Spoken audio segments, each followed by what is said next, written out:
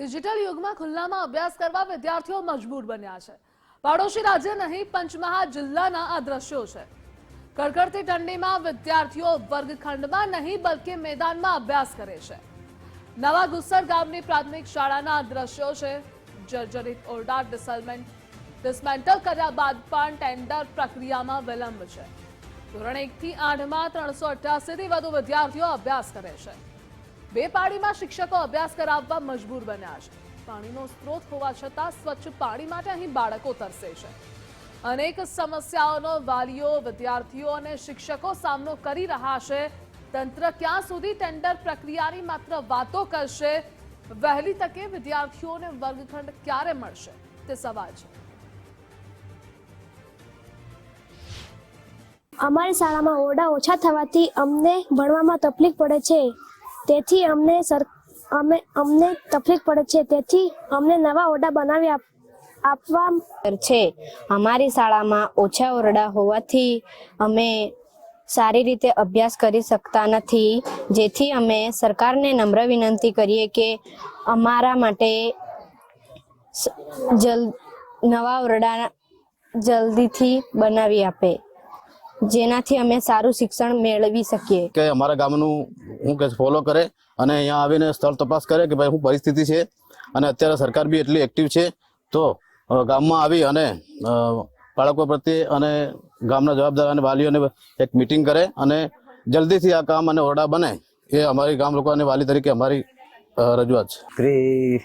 ધોરણ 7માં અભ્યાસ કરે છે, પણ એમ કે અહીંયા આ ગુસર પ્રાથમિક શાળાની અંદર છોકરાઓને પૂરા ઓરડા ન હોવાથી બહાર બેસીને ભણે છે। બહાર ઠંડીમાં બેસવાથી તેમને અગવડ પડે છે। તેથી કરીને સરકારશ્રીને અમારી ખાસ નમ્ર અરજ છે કે વહેલી તકે અમારી પ્રાથમિક શાળાના ઓરડા બને।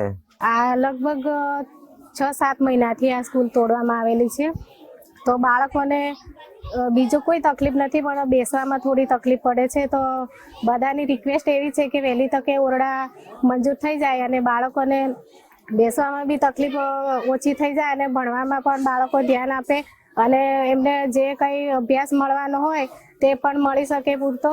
એ માટે સરકારશ્રીને વિનંતી છે કે વહેલી તકે ઓરડા મંજૂર થાય અને બાળકોને બેસવામાં બી તકલીફ ના પડે। ધોરણ 1 થી 8 ચાલે છે અને અહીંયા ડિસમેન્ટલ ઓરડા થવાથી પાળી પદ્ધતિ કરેલી છે। એમાં 6 થી 8 સવારની શાળા ચાલે છે અને 1 થી 5 સવા 12 પછી 1 થી 5ની શાળા ચાલે છે।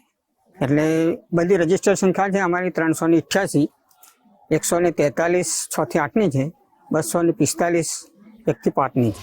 ગુજરાત રાજ્યમાં સ્માર્ટ શિક્ષણ અને સ્માર્ટ ક્લાસરૂમની વાતો તો કરવામાં આવી રહી છે, પરંતુ ગ્રામ્ય વિસ્તારમાં શિક્ષણની જે કથળી સ્થિતિ છે તેના દૃશ્યો જોતા અચંબામાં જવા પામે છે।